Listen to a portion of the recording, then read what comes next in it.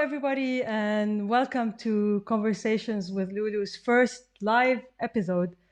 I'm super excited about this. In the spirit of adapting to the new coronavirus restrictions, and for me to be able to make these conversations more natural, more timely, and fun, I've decided to try this new format. So move over, Amanpour. For this first live episode, I'm joined by Rayan Karaki. He's the partners and platforms lead at Google.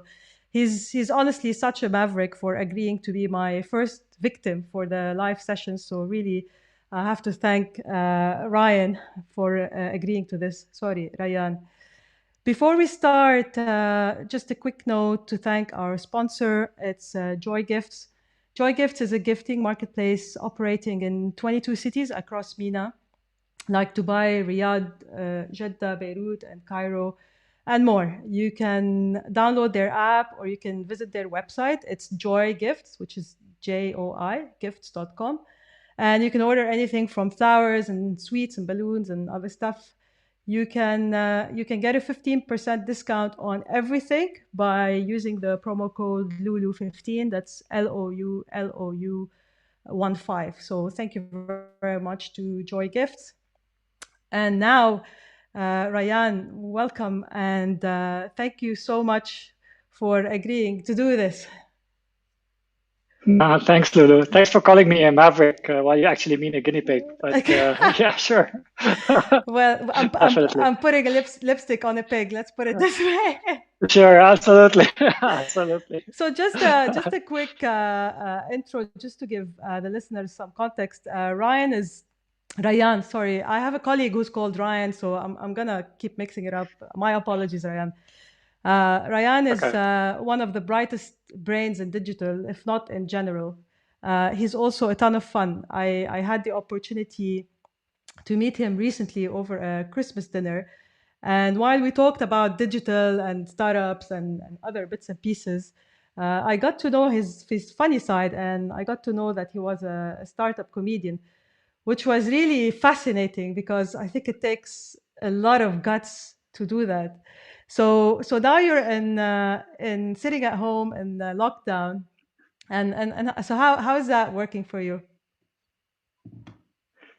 Well, I mean, you can't really do stand-up comedy from where I sit because most of my stand-up comedy style is story-based, you know. And now I kind of have to move over and let the generation of memes and one-liners and cheap comedy take over, and I just have to enjoy them like everyone else. What a loss! But yeah, but at least actually it gives me a lot of time to write because you observe people's behavior, and so I'm taking the time to write new material.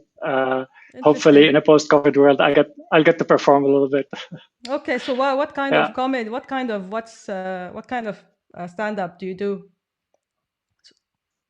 So mostly I tell stories about childhood and growing up in Lebanon. Obviously, you know, growing up during the war comes with a lot of funny stories. So yeah, I'm not about to crack one now if that's what you're looking for, but yeah, that's I had to try.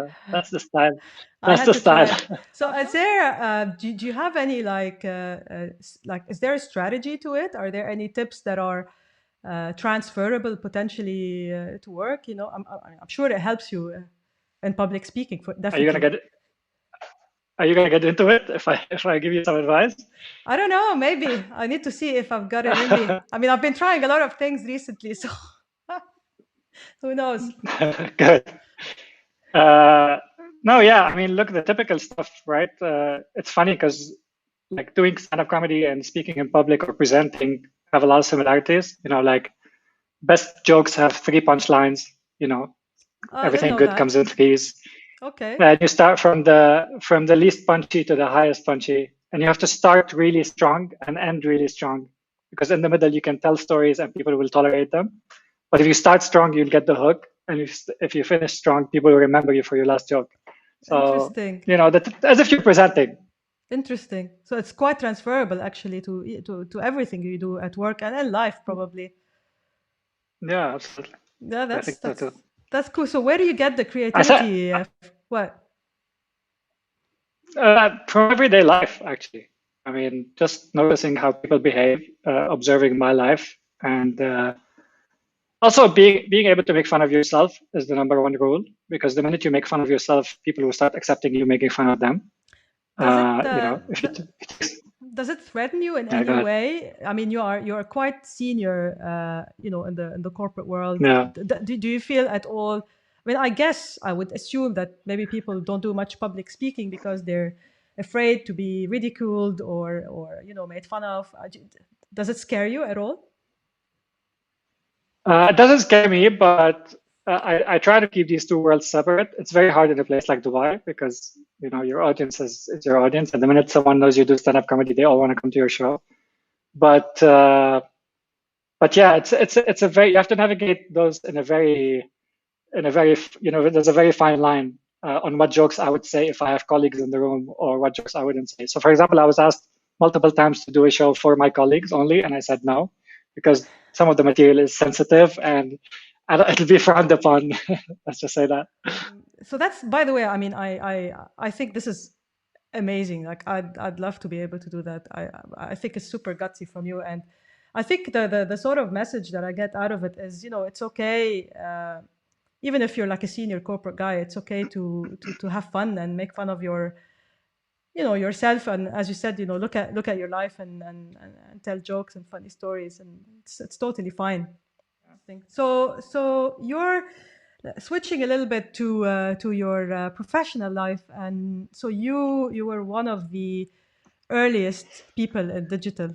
You built? I mean, please take us through your story a little bit, and how did you stumble upon digital?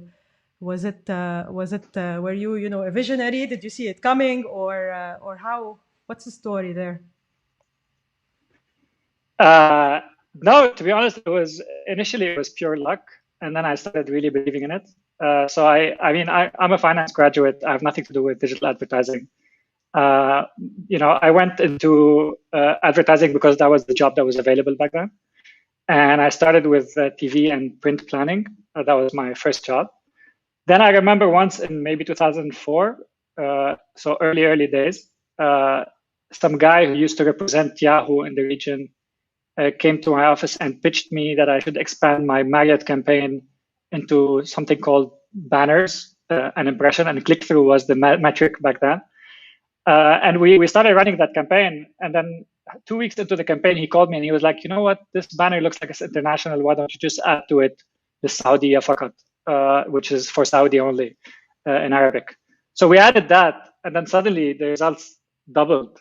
And then I started getting curious, you can actually do that. You can actually influence the way advertising results come back. And that's how I started getting into it. So it was purely luck. It was purely one display campaign. I think the whole campaign was like $1,500 and got us millions and millions of impressions back then. Because that was in 2004, and that's you said. Yeah, it was 2004. Then it started very, very slow. Then in 2007, 2008, I went to the US with Publicis, with Starcom at the time. And I learned everything I need to learn about digital because it was already an advanced practice there. And I brought all the learnings and started what was back then Starcom IP, which is the digital arm of Publicis. And the journey started from there. I was doing this as a 20%, 30% job, and eventually it turned into like a 80, 90 team, people in my team across the MENA region, tackling all sorts of digital campaigns, all the way to 2014 when I moved to Google. So how was that? I mean, from what I've learned is you were quite an entrepreneur basically within the structure of Publicis. That basically you really took ownership of their digital arm and you grew it, and so you had a lot of autonomy at the time. How was that to work within the framework of a company? So I wouldn't dare call myself an entrepreneur because I don't have the guts yet to quit the corporate life and go do my own thing. Maybe an entrepreneur, yeah. So Look, I think it started initially with no one caring about digital because it was such a small piece of the business, and I was left to kind of play alone in that space. I think the minute it started growing and getting a lot of attention from customers as well as internally, it became the hot cake, and everyone wants a piece of the hot cake. When did that switch happen? Funny enough, the crash in 2008 accelerated that. So I used to do the digital job as a part-time job before 2008. After the crisis, it became my full-time job, and we started hiring like crazy because I think what happened in that crisis is the accountability went up, and customers started expecting a lot more explanation on the return on investment that they make in media, and that's when digital took a strong position. Unfortunately, digital took a strong position in branding first. Performance is still a laggard in my view, but at least it was there. And then within that, we launched a content practice. We launched a social practice. We actually started the first agency trading desk in MENA. And I think it was all based on one obsession that I had, which is that I didn't want to report it to EMEA. I wanted to report it to the US. And for me to report it to the US, I had to show that I'm actually capable of taking the most advanced stuff and try to implement it here. And some of my friends who were colleagues back then suffer from this until today. What's an agency trading desk? Just to clarify to everybody. Yeah. Apologies. So that's mostly around. So if you heard of programmatic advertising, yes. The platform that takes data and puts and cooks data in the system to select the best inventory for that campaign is called a demand-side platform, which is a tool that allows you to buy advertising programmatically. And as we move more towards automation now, I think, not that I want to jump to talk about COVID, but I think post-COVID automation is going to take a much bigger priority even. And the job of buying and running media campaigns, which is a commodity now, needs to be much more automated. So this process started for us in 2009, and we're probably agencies are going to reap the benefit in 2020. So interesting. Even though you said something that you feel that buying media is a commodity. Yeah, because automating the process of media will leave the agencies to do much more strategic work, and much more thinking around what infrastructure customers have, what data is being utilized. So really do the strategic work that we were set out to do, rather than waste 70% of our time on the mediocre job of running campaigns. And what kind of I mean, if you grew the team, you said up to 80 or up to 90 people almost within a few years. So how was that? Was there how? I mean, do you have any tips on scaling quite quickly, on hiring? Were you able to find the right talent? Was there any conflict internally within the company that all of a sudden you're the star and you're growing this thing massively? So how was that? How was that period for you? So you're gonna take me back to my anxious days. So am I? Okay. So look, yeah. To be completely transparent, just like today, there's definitely a battle between. Back then, it was a battle between offline and online. Now it's a battle between automation and non-automation, and it's a battle between what is data analytics and what is everything that sits on top, what is client servicing. And I think back then it was the key was to make sure that the revenue is still coming, and to make sure that we diversify from the old way of making money, which is purely commission based on advertising spend. And I think back then we had also a very maverick CEO who globally, who actually pushed us to diversify the revenue sources, which allowed us to make all these investments. The internal battles, I won't comment too much on them. They were definitely there. They were there in the sense of how do we integrate the businesses, which is a fair ask. But then you can't take someone who's were you like a totally separate business? Practically, yes. Knowledge-wise, we were, because you either have the knowledge on digital or you don't. Yeah? Okay.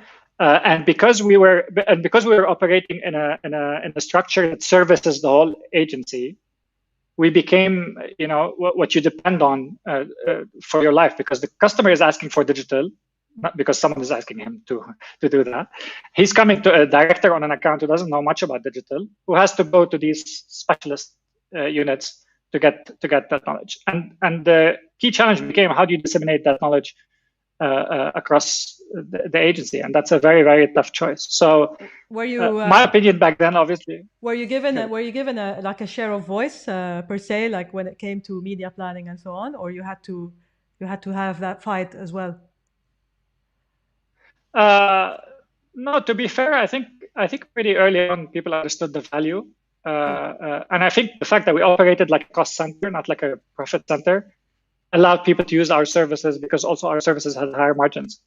Digital was the new thing, and it required specialized services, specialized skills, which means customers were willing to pay for those specialized skills a bit more than classical media.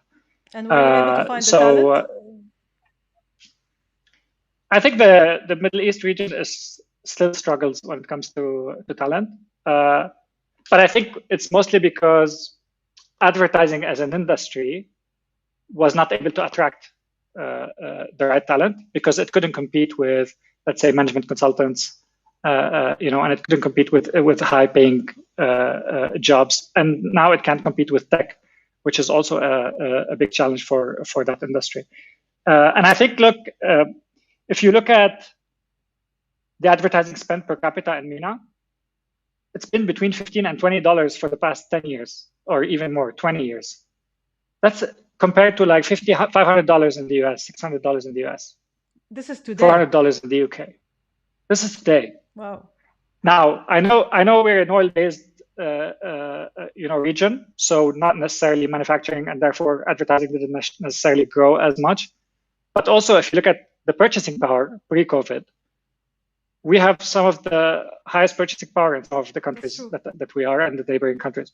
So it just doesn't make sense. And that's been always my obsession, which is, how do we make sure we increase that? How do we make sure we increase that? But that money never came. And I think the lack of the right investment at the right time, we waited for 2008 crisis for digital to become an important channel. And now we waited for a 2020 crisis for infrastructure to become the right play. So it seems like we like to wait for the crisis and then leapfrog all what we've missed on for a long time. Hopefully. Yeah, we have to do it in spite of us, not proactively, reactively. So is it but why is that number so high in the US? Is it because most of the spend is done by small businesses, whereas, for example, here you have maybe the big multinational spending with the agencies, or what's the reason? Yeah, I think it's multiple reasons. I think the understanding of the importance of advertising is much more mature in a lot of other markets. So, for example, take pharma. Pharma is a huge industry globally. You don't see pharma advertising in the region, right? Insurance, banking, finance, it doesn't really happen. The other thing is how the media is formed. So if you look at MENA before digital, mediums used to be regional mediums. So TV used to be satellite TV that covers multiple regions. And it used to be expensive relative to the fact that if I want to advertise today only for people who are sitting in one area of the Arab world, I didn't have that many options besides newspapers, right, or radio, local radio. I didn't have a very strong medium like TV. Versus in the US, you have local news, you have local channels, you have regional channels, and then you have nationwide channels. And they have different viewerships. And with that different viewerships come different pricing. So even the nature of the media also allowed for that. The second thing is that I still think digital advertising is still underrepresented and undersold, because technically it should be, anyone should be able to advertise.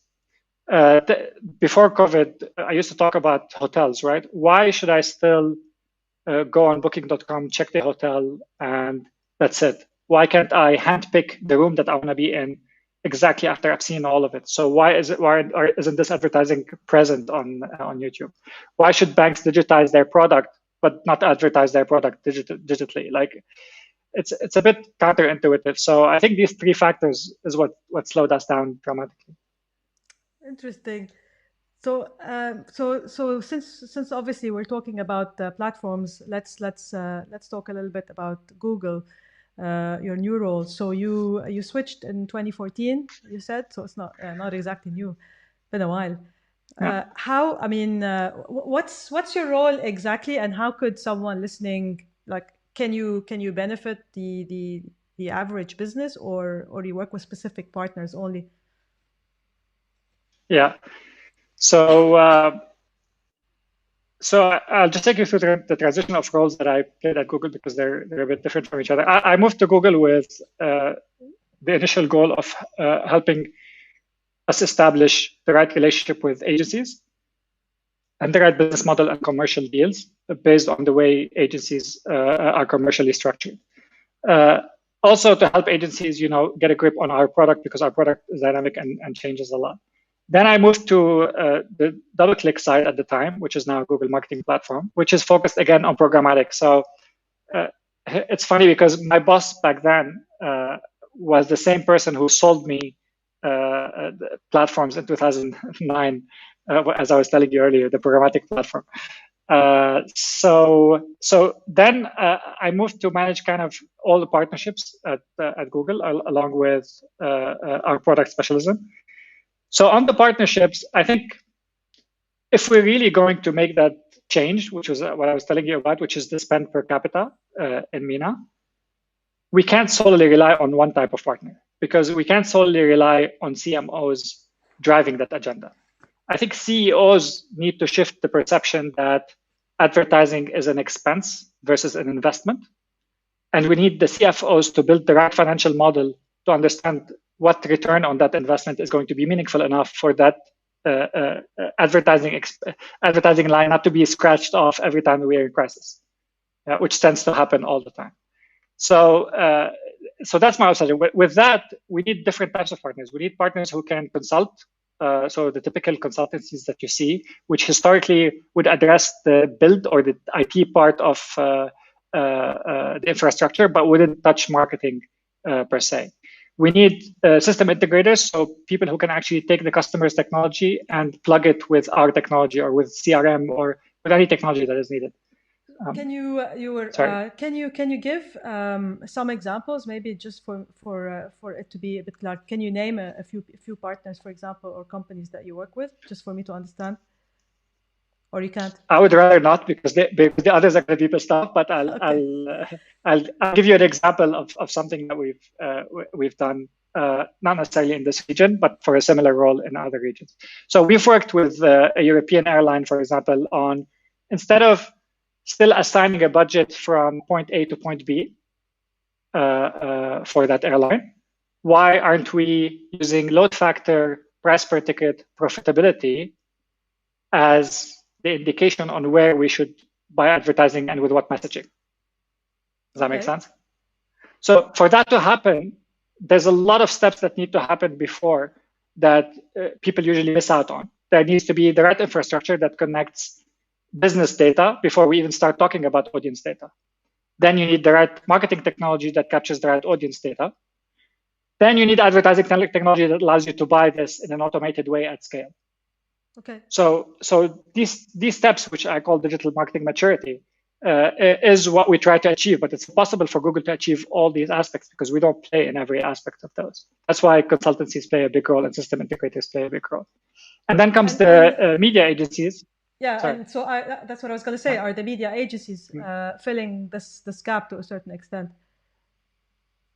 Yeah, so media agencies play now in the ad tech space and martech space. They're getting more and more involved in that aspect, while at the same time there's a convergence happening from the consultancies on getting more and more into media buying and planning. So they're kind of meeting in the middle right now, which is good for the ecosystem, but also it shows that this change needs to happen quickly on both sides. So the conversations we have with both of them is very different, but eventually leads to the same bottom line. And interesting enough is in a lot of parts of Europe, we're seeing agencies and consultancies come in and work together on certain client businesses. So they leverage. So basically, they leverage each other's knowledge to be able to drive that journey for the customer in terms of maturity, which is which is, I think, if we are able to drop our egos a bit, and I put myself, when I was in the agency, I would go, never, no way I would work with a consultant. If we actually start thinking beyond, and COVID is going to force us to do that. If we think beyond that, then actually we'll be able to get somewhere. So let's speak a little bit. Let's talk a little bit about COVID. Yeah. I was on a call actually earlier today. We're doing a panel next week on the future of work, and someone on the panel who's a researcher, basically, she was saying that in the previous pandemics that happened, it took around 3 years for people to recover, basically, and come back to a new normal. I speak to my friends. I think everyone's pretty optimistic. Everyone feels that, in a couple of months, we'll be back to normal. Google recently announced that you're going to work, you have the option to work from home, I think, up until next year. So where do you sit on that debate? Do you think it's a couple of months, or do you think this is the type of change that's gonna just make it like a seismic shift and life is gonna change? Look, whatever I tell you, I'll be literally crystal balling it. So I'll be like literally coming up with my own theory. But what I care about is the long-lasting impact of COVID. Okay. And that is undeniable.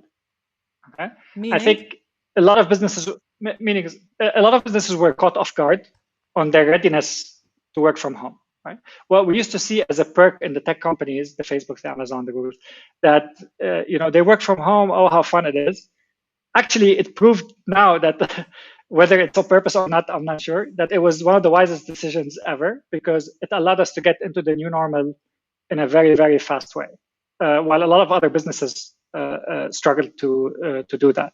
Actually, a point on that, most startups, anyway, I come from the startup world, and in the time when, like, for example, our engineering team, they were all sitting in Greece and Athens. So remote work was something very normal and natural. Exactly. Exactly. You're right. Tech, I think, is quite familiar with this way of work. So that's one that's undeniable, is that everyone needs to be ready for this to happen again. Whether it's going to happen again or not is irrelevant. The second thing is, how is consumer behavior going to change? And I think people tend to jump to conclusions really quickly. So I heard a lot of stories about people don't like ambiguity. I think in general, they want someone to tell them. Yeah, but they need to put their finger on the pulse, right? There's a lot of data today, and a lot of insights that are being pulled by all tech companies, not just Google, on what is the consumer asking for. And I don't know. I mean, I'll give you an example. If I take automotive as an industry, right? The initial thought was, okay, oil prices are tanking. No one's going to need oil anymore because people are not going to want to drive to work and not going to want to commute. People are not going to want to buy cars, right? That's the initial assumption. But then actually what we figured is across EMEA and APAC and the US, people who used to use public transportation are actually moving away from that. And we've seen a 30% jump in people inquiring about purchasing a car and making the decision at home. So now, are they going to buy the Aston Martin? Probably not.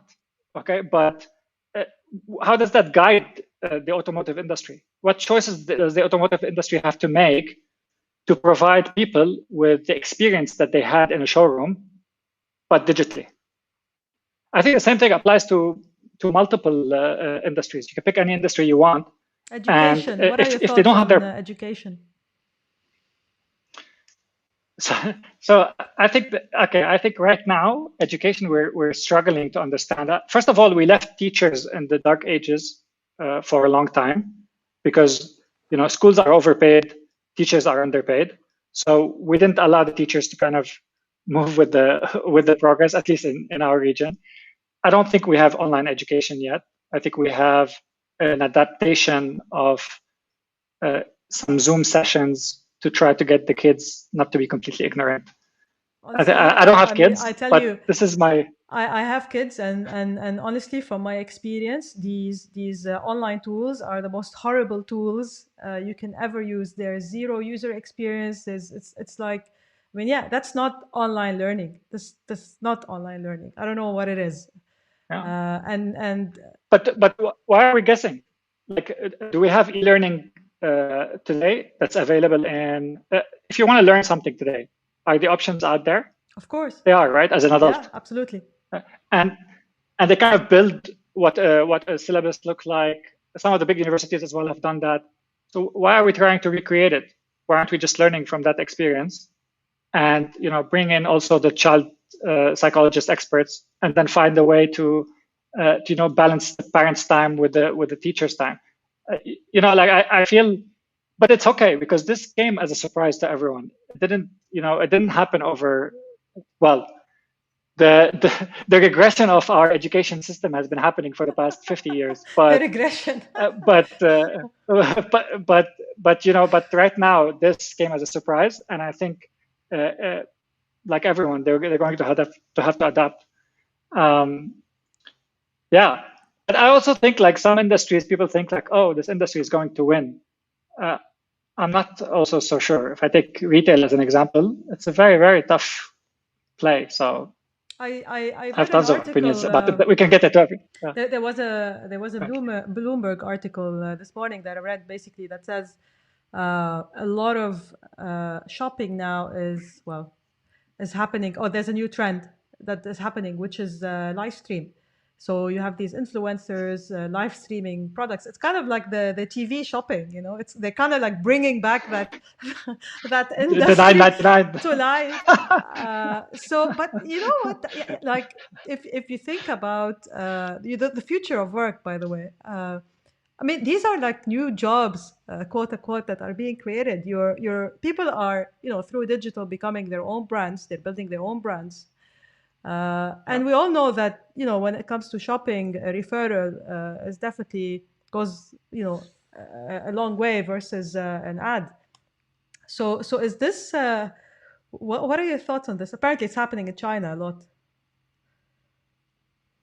Yeah, I think the difference is in China, if you've been to China lately, or you've ever been to China before all of this, everything is already digitized, right? WeChat was like the gateway to everything. So I think it's slightly different. Here, there's still a whole generation that we have to teach how to use online first, right? We have 200 million users in the Arab world who are still to be connected. So there's a Really? there's two worlds. I'm surprised by the stats, actually, because every stat that I read is that how we all have our smartphones, how we have as a region one of the highest growth when it comes to internet penetration. You're thinking GCC. That's the reality. But the growth is also across MENA, no? I'm thinking GCC when it comes to smartphones, but when it comes to internet. Even if you look at penetration, it's very high here. But if you start going into North Africa, where are we? We still have 200 million people to connect. And what's going to be the gateway? And how are we going to bring them into the process of online emailing before shopping to begin with? That's one side. Surprised by this, actually. I mean, my mother is 70 and she has a Facebook account. Well, my mother is 75 and I had to teach her how to buy groceries online. So on very not intuitive user experience apps. I won't name them, but that's another thing that also is hampering the growth. Yeah, what were we talking about? I'm lost now. We talked about so many things. So we were talking about COVID, work from home, and you started saying that how people thought that in the tech world we're lucky. You're lucky.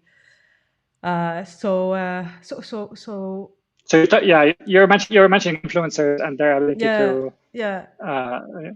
So if you're look, if you're a small business today, what can you do today? I mean, you said it's $15, spend basically on digital ads here versus 600 or 500 in the US. So not on digital ads, on total ads. Total ads. Sorry. Okay. I'm glad you clarified. Okay, so what do I need to do as a small business today? Okay, so we can have the dreamy answer, and we can have the realistic answer. Let's the go realistic, for the the realistic answer says, realistic answer says that first thing you need to do is you need to understand how much can you sustain your business with the current environment, because we don't know if this is going to continue, or if this doesn't continue, if it's going to come back. So you need to understand what longevity of the business you actually have. Second thing is, if you rush to a decision now just because you're running after the money, more likely than not, these decisions are not going to be sustainable. So I'll give you an example. We saw a lot of apps, I won't name them, pivot towards groceries, right? Yes, as a means to address. Sure. So let's examine that phenomenon. So the easiest thing, yes, on the short term, great. Cost of acquisition is really low. Everybody wants to shop for groceries online. The choices are limited, right? But post-COVID, when things return to quasi-normal a little bit, okay, even if this continues, the size of the basket or the shopping cart is going to be smaller, because people are not going to be trying to hoard stuff like crazy. And the amount of players in that space are going to be many. So I just don't see how, on the long term, that's sustainable or profitable. Well, there could if they're doing this as a plug gap, there could be mergers and acquisitions. There could be some that exactly. buy. I mean, I was having a chat as well with Philip Bahoshi recently, who's the founder of Magnet, and which is a startup data platform. And he was saying, I mean, he was predicting that we're gonna see a lot of death of startups or failures, let's say, in this part of the world. And that was, I had the discussion with him before COVID. So I'm sure we're gonna see interesting. Quite a bit of maybe mergers and acquisitions and failures. But that's startups. Perfect. So no, but even within the SMEs, why is it different? So if you today understand the longevity of the business, and you know that realistically your chances to survive are very low, you need to start relying on who are the other companies or partners that I can work with or that I can merge with, to be able to sustain the business. Because the last thing you want is to go, I don't care how long I can still run. I'm going to run after the money. I'm going to establish a model that's quick and fits the short term. And then on the long run, as you said, you end up with, with nothing. I mean, I guess what you're trying to say is, don't make rush decisions and don't make decisions. So that's one. Two is keep your finger on the pulse. Yeah. Understand what consumers are looking for. I really like what you said, that people are jumping to conclusion, and it's true. And you see it, when is it there going to be a vaccine? When are we going to come out of this? When are we going to be able to fly again or go on vacation or whatever? And I think people just want to know. And you're right. It's, I think, dangerous to jump to conclusions early on. So I'm just conscious of time, so I think I'm going to try to wrap up a little bit.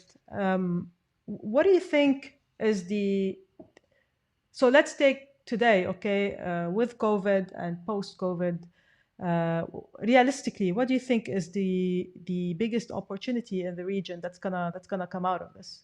Do you think that what's missing? What's lagging? What do you feel that is gonna be a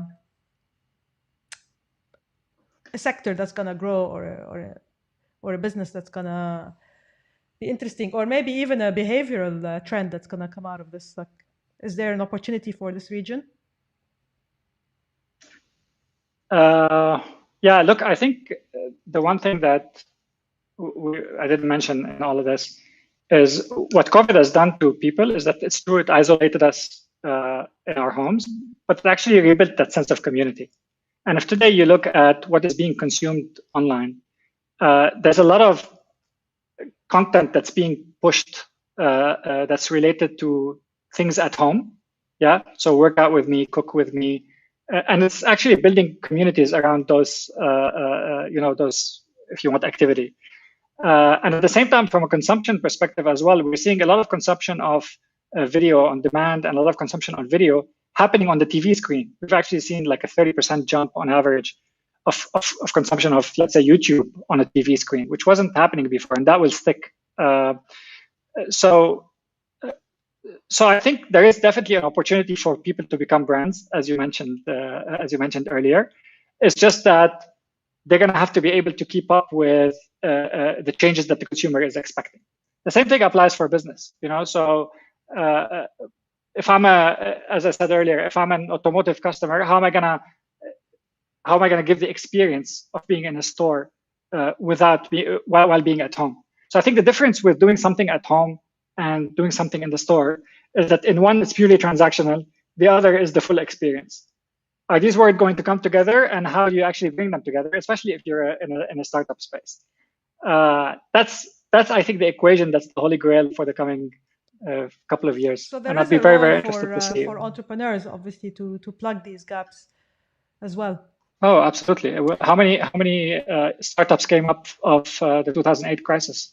Uber, I think Shopify. So there's multiple Slack, actually, not Shopify, but Airbnb. So, but going back to just one point on the people becoming brands. I mean, if you are in mature markets, you're able to make millions of dollars in revenue, for example, from YouTube. I mean, we hear these stories every once in a while about a kid that's making like $20 million. I'm like, oh my God, I'm in the wrong goddamn business. So how do you? I mean, are these opportunities there in here? Can you make that much money off YouTube? So I want to comment about making money off YouTube because okay. First of all, it's not my area of expertise, and even if I know a little bit about it, I don't want to talk about it. But why not? Why not? Okay. I don't. I think we have the talent in the region. I think actually we proved we have the talent. We just need the talent that actually brings real value. And I think that's the area that I feel that I would double down on, is instead of focusing mostly on how can we extract money of the influencers, if you want to call them, or the creators, is first how can we support the creators to create the right content. What do you mean extract money? Who's extracting money? Like you mean as in, give me an example. I'll give you an example. If a brand today decides to use an influencer or a creator, they use them in a very commercial method. It's a one-off and it's gone. Okay. Right? Rarely do we see a long-term relationship that is really focused on getting the best content out of that creator to entertain the audience and at the same time benefit on the long term. We don't see these investments. Interesting. If you look at, not to compare Michael Jordan to any influencer, but if you look at how Michael Jordan signed with Nike, if you're watching the Netflix documentary, and if you're not, please watch it. There are two brands that grew together. Obviously, Jordan brought a lot more benefit to Nike, but now I think it's vice versa. So I feel like there's not enough investment that's going into creators and influencers to really get them to focus on doing something that's meaningful for the region, so we can actually start exporting the PewDiePies and the people you mentioned that are making tons of money. I have an answer here. Who's the greatest of all time? Is it Kobe Bryant or MJ? No, I think MJ, but Kobe modeled the game after him. Thanks for help. So Ryan, is there one thing you'd wish we would stop doing in this part of the world, or we start doing in general? Yeah, I wish we'd stop running after the short term. Actually, COVID gives us a big opportunity to do that, because now we can really focus on what is the right play that's going to have impact in a year. And I think with businesses, like in my time at agencies, I think this is the perfect opportunity, because if you're a big company and you're publicly traded, the pressure right now is high, but how much incremental can it come if you make 1 or 2 million less? So do the right investment now, so in a couple of years you can actually benefit out of it. I think government and private sector needs to continue supporting SMEs because they're actually the wheel of the economy. And I think entrepreneurs, I'm putting a big bet on them, and hopefully one day soon I'll join them. Yeah, I was gonna say, because I think they're the ones who are frugal enough and understand how to really spend every penny. If I was to start a company today, I would hire purely entrepreneurs if they choose to come with me. Well, I think we need and I'm saying we as someone who's been an entrepreneur for quite some time and in the space, I think we really need people that are well experienced in the corporate world and come in with basically a lot of experience and a lot of depth. But it's so difficult to convince people like your caliber, to leave their awesome jobs and jump in and eat tuna cans and noodles. Well, there are other ways to do it, right? I mean, hopefully one day I will make the jump, and I promise myself that I will. I sit on the board of 2 different startups, and I can contribute as much as I can. So I don't see why I can't help others, and I'm happy to mentor if needed. And I'm sure a lot of other Googlers and other tech companies as well are happy to mentor. That's cool. I mean, you're still in your 20s, so you've got a long time. Exactly. I need a mentor myself. Thanks, Loulou. All right. So I'm gonna let you off the hook in terms of not saying a joke, but Ryan has got an interesting Instagram account called the Skinny Arab. So you can see some of his jokes. Yeah, of course. Hopefully one day I'll be able to see you in person. I think that'd be very interesting. To wrap up, I just want to thank everybody that tuned in on LinkedIn. I want to thank everybody who's made some comments. Sorry, I didn't read the comments because I have it like on the screen next to me, and I didn't want to get distracted. Next time we'll try to figure out a way to be able to get people to engage and ask questions, and hopefully give some time for Q&A as well. So really, thank you to everybody. This is the first time I'm doing this live, so hopefully it's the beginning of something. I just want to make a final self-promotion note. So please, if you haven't done so, check out Conversations with Loulou on any of the podcasting apps or on YouTube as well, if you'd like to see the video format. Ryan's interview will probably be there in the next couple of days. Until the next episode, stay safe. Have a good evening, Ryan, and thank you very much for your time. Awesome. You too. All right. Thank you for having me. Take care. Bye. Cheers. Bye. See you. Bye.